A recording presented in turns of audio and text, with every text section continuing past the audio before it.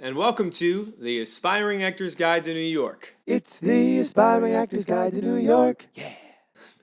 On this channel, we drink wine, we talk about dogs, and we discuss how to pursue a career as an actor. Today we're drinking straight vodka. No, it's just water. Sparkling water that I made in my soda stream. We're going to hang out with Quinn here. Quinn, are you having a good day? We went to the dog park today, so she is having a good day. Today we're talking about, first off, today we are launching a new series, a new arc, if you will, called Ace the Audition. I'm going to go over a couple different aspects about just like one audition and how to get from the beginning to the end of the audition without feeling like it was the worst thing in the world. So if maybe you've never been to an audition before, here are just some basics to make it go well for you. Today, we're going to start off with conquering nerves. This is a big one for everyone. Everybody gets nervous. Being nervous and letting the nerves affect your performance is the easiest way to tank an audition. It is. And here are some things to think about and some physical things that you can do to make it so that you come across as professional and confident as possible. First, just be prepared. Make sure that every audition you go to, you are as prepared as possible. Sometimes it's not an option.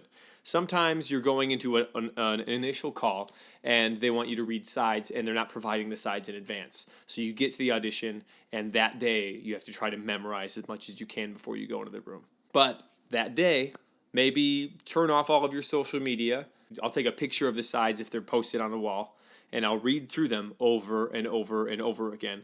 And I will read through them out loud, quietly out loud, whispering to myself to make sure that I am basically off book before I get in the room. The more off book you can be, the better it's going to go. So sometimes you have the option to be prepared way in advance if you're doing a monologue.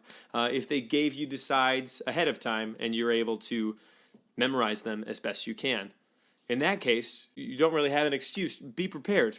Spend time with the material.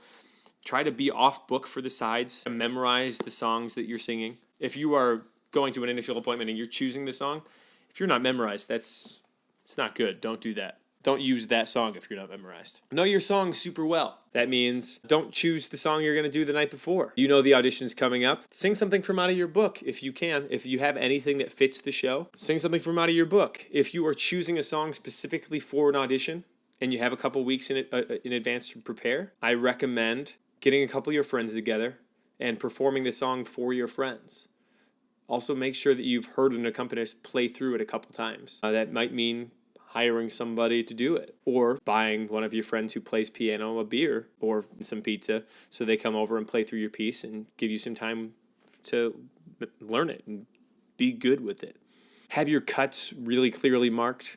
Make sure that you know how you need to communicate to your accompanist, exactly how you want the song to go. If you're doing a scene with a reader in the room, once you get in the room, focus on the reader. Let yourself kind of be teleported away from where you are in the audition room.